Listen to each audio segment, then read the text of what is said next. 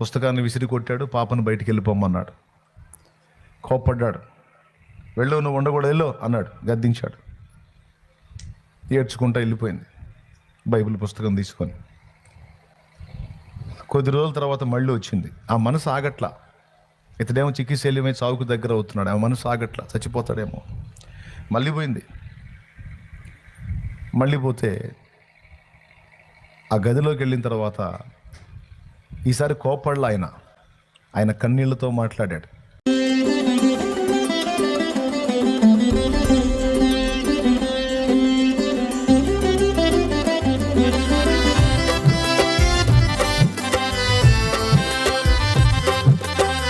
నా కుమారుడా, నీ హృదయము పట్టుదలతో నా మాటల్ని పట్టుకొనుము. దొరికిన వారికి అవి జీవము, వారి సర్వ శరీరమునకు ఆరోగ్యము అన్నాడు.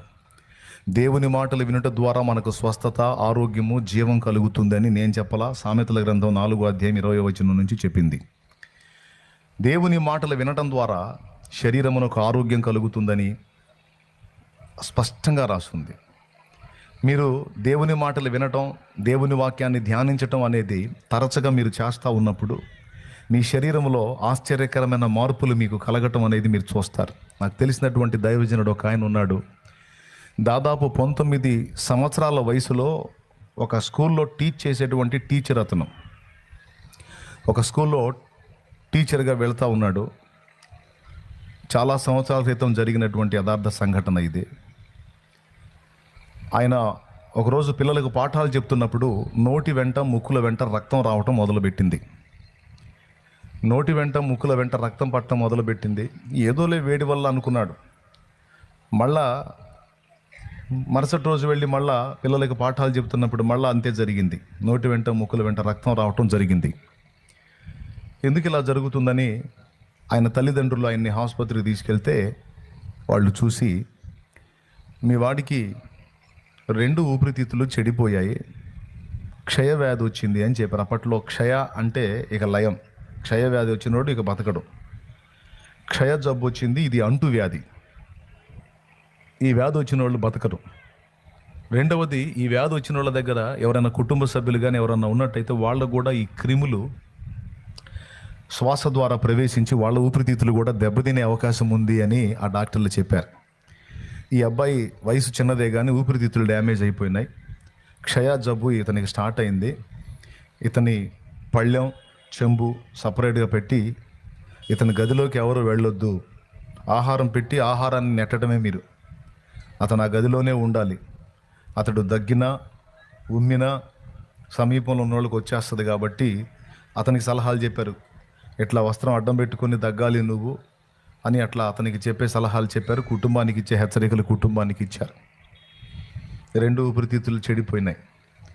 వాళ్ళు గౌతమ బుద్ధుడిని ఆరాధించేటువంటి కుటుంబం, బుద్ధిస్టులు అన్నమాట. బుద్ధిజం వాళ్ళు స్వీకరించినటువంటి వాళ్ళు. ఇక డాక్టర్లు ఆశ లేదని చెప్పారు. దానికి మందు కూడా లేదు. ఆ రోజుల్లో మందు లేదు. ఇప్పుడు క్యాన్సర్ కూడా మందులు వచ్చినాయి. క్యాన్సర్ కూడా ఈరోజు ట్రీట్మెంట్స్ వచ్చినాయి. కీమోథెరపీ అని, రేడియేషన్ థెరపీ అని కొన్ని థెరపీలు వచ్చినాయి. క్యాన్సర్ కూడా ఈరోజు పరిష్కారం ఉంది దేవుని కృపలో. ఆనాడు క్షయ వస్తే, టీబీ వస్తే మందు లేదు. అలాంటి పరిస్థితుల్లో ఆయన చావుని సమీపిస్తూ ఉన్నాడు. రోజులు లెక్కేసుకుంటున్నాడు. వాళ్ళు చెప్పారు, ఇన్ని రోజుల్లో చచ్చిపోతాడు ఇతను అని. చిన్న వయసు 19 ఏళ్ళు అంటే ఏముంది, ఏమనుభవించాడు జీవితాన్ని. అదే నాకేంది ఇంత చిన్న ప్రాయంలో చావు సమీపించింది, దేవుడా నా గతి ఎందుకు ఇట్లాగ అయిపోయిందని ఇక తను తెలుసుకున్నది బుద్ధుడిని కాబట్టి బుద్ధుడిని స్మరించుకుంటూ అట్లా ఉన్నాడు. కానీ అతనికి ఏ విధమైన స్వస్థత స్వాంతన కలగల. ఇతనికి ఇలా జబ్బు చేసిందన్న సంగతి ఇరుగు పొరుగులో తెలిసిద్దిగా. చక్కగా రోడ్డు మీద తిరిగి అన్ని పనులు చేసుకునే కుర్రాడు ఇంట్లోంచి బయటికి రాకుండా మరి చిక్కి శల్యం అయిపోయి బక్కగా అయిపోయి దగ్గుతూ దారుణంగా ఉంటే మరి ఎవరికైనా అనిపిస్తుంది కదా. తెలిసింది ఇక్కడ అక్కడ ఆ ఇంటికి తెలిసి యేసు ప్రభువుని నమ్ముకున్న ఒక పాపకు తెలిసింది. ఆ అమ్మాయి వయసు ఇంచుమించు ఒక 12 ఏళ్ళు ఉంటాయి. 12 ఏళ్ల పాప. ఆ 12 ఏళ్ల వయసు ఉన్న పాపకు తెలిసి క్రొత్త నిబంధన పుస్తకం, బైబిల్ పుస్తకం, క్రొత్త నిబంధన పుస్తకం తీసుకెళ్ళింది ఆయన దగ్గరికి. రియల్గా జరిగిన సంఘటన. క్రొత్త నిబంధన పుస్తకం తీసుకెళ్ళి ఆయన ఉన్న గదిలోకి వెళ్ళటానికి వెళ్ళింది. ఈ అమ్మాయి ఆయన గదిలోకి రావటం చూసి ఆయన కంగారు పడ్డాడు. కంగారు పడి, ఏం పాప ఎందుకు వచ్చావని అడిగాడు. బహుశా నాకు తెలిసి ఆయన చదువు చెప్పినటువంటి విద్యార్థి అయి ఉండొచ్చు. ఆయన ఎరిగిన పాప, ఆయన బ్రతకాలనుకున్న పాప, బాగుపడాలనుకున్న పాప. వచ్చినప్పుడు ఎందుకు వచ్చావు అంటే, నీకు ఇలాగ జబ్బు వచ్చిందన్న సంగతి తెలిసింది నాకు. ఈ పుస్తకంలో ఒక ఆయన గురించి రాసి ఉంటుంది. ఆయన గురించి నువ్వు తెలుసుకొని ఆయన కానీ నువ్వు ప్రార్థన చేస్తే, ఆయన మాటలు కానీ నువ్వు హృదయంలోకి తీసుకోగలిగితే, ఆయన నీ చెడిపోయిన అవయవాలను తిరిగి బాగు చేయడానికి సమర్థుడు. నా మాట విని, ఈ పుస్తకంలో ఆయన గురించి ఉంది, నువ్వు చదవమని ఆ పుస్తకం ఆయనకి ఇవ్వబోయింది. అతడు ఆ పుస్తకాన్ని విసిరి కొట్టాడు. మేము బుద్ధిస్టులం, వేరే మత విశ్వాసాలు మేము నమ్మం.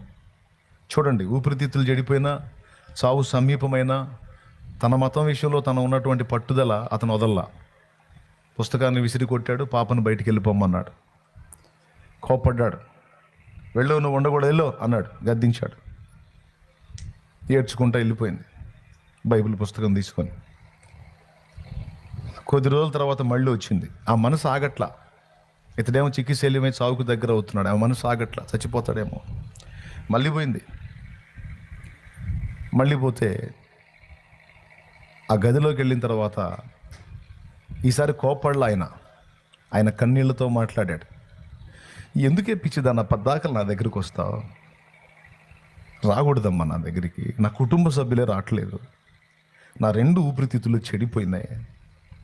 నా నోట్లోంచి రక్తం వస్తుంది, ముక్కుల్లోంచి రక్తం వస్తుంది. నా పరిస్థితి బాగలేదు. ఈ క్రిములు పక్కళ్ళు కూడా అంటుకుంటాయంట. వచ్చిన జబ్బేదో నాకు వచ్చింది, సస్తే నేనే సస్తానమ్మా. నా వల్ల ఎవరు ఎదుటోళ్ళు పాడు కాకూడదు, ఎదుటోళ్ళు నష్టపోకూడదు. నువ్వు చిన్నదానివే మా, నువ్వు చిన్నదానివే, చచ్చిపోతావమ్మా. ఈ జబ్బు నీకు రాకూడదమ్మా, పోమ్మా అని ఏడ్చాడు. ఆయన ఏడుపు చూసి ఆమె ఏడ్చింది. ఈ జబ్బు నాకు రాదంటున్నా. డాక్టర్ ఏమో చెప్పాడు. ఇంటోళ్ళే భయపడి పళ్ళెం చెంబు ఎడంగా పెట్టేశారు కదా. ఆ పాప అంటది, నా మాట విని ఈ బైబిల్ ఈ పుస్తకంలో ఉన్న ఆయన గురించి నువ్వు చదువు, నువ్వు తెలుసుకో. నీ నీ నీ శరీరంలో మార్పు కలిగిద్ది, స్వస్థత కలిగిద్ది అని మళ్ళీ కన్నీళ్లతో చెప్పింది. ఈ చిన్నది వదిలేటట్లేదు నన్ను. సరే, ఆ పుస్తకం తీసుకుంటే నన్ను పోయిద్దేమో అని నిర్ణయించుకొని ఆ పుస్తకాన్ని తీసుకున్నాడు. సరే చదువుతాను, ఇంకెళ్ళు, నువ్వు వెళ్ళిపో, అమ్మ ఉండకూడదు, వెళ్ళిపో అని పంపించాడు. ఆ పుస్తకం తీసుకొని చదవటం మొదలుపెట్టాడు. మత్తయి సువార్త 1వ అధ్యాయం 1వ వచనం నుంచి ఉంటుంది. అబ్రహాము కుమారుడగు దావీదు కుమారుడైన యేసుక్రీస్తు వంశావళి అని ఉంటుంది. అబ్రహాము ఇస్సాకును కనెను, ఇస్సాకు యాకోబును కనెను, యాకోబు యోదాను అతని అన్నదమ్ములను కనెను వరుసగా రాసి ఉంటుంది. ఆయన ఫస్ట్ టైం చదవటం కదా.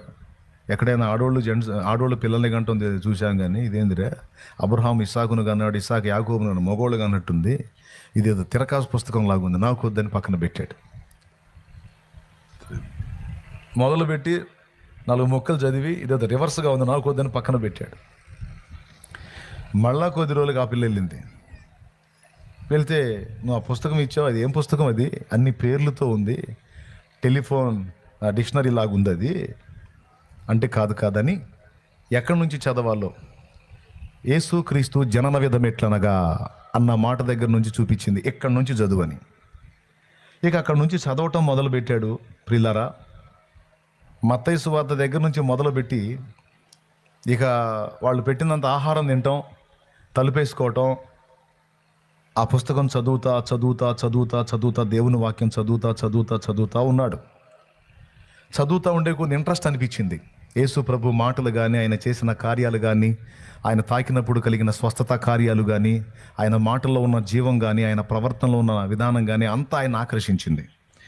చదువుతా అదంతా కంప్లీట్ చేశాడు. మళ్ళా చదవటం మొదలుపెట్టాడు. తనకు తెలియకుండానే తన 2 ఊపిరితిత్తులు బాగవటం మొదలుపెట్టినాయి.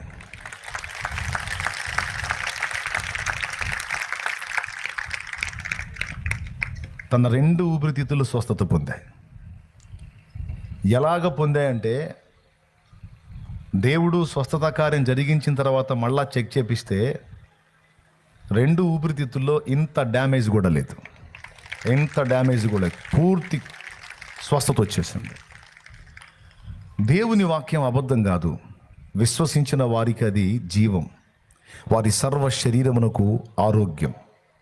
ఇప్పుడు నేను చెప్పిన వ్యక్తి ఎవరో కాదు, దక్షిణ కొరియా దేశంలో దేవుని చేత బహుబలంగా వాడబడి దేవుని గొప్ప పరిచర్య జరిగించిన పాల్ యాంగి చో అనే దైవజనుడి జీవితంలో ఆయన సాక్ష్యంలో ఉన్నటువంటి విషయం ఇది. అంత పెద్ద ఆ పాత్రని 12 ఏళ్ల పాప పరిశుద్ధ బైబిల్ గ్రంథం ఇచ్చి క్రీస్తు కొరకు సంపాదించింది.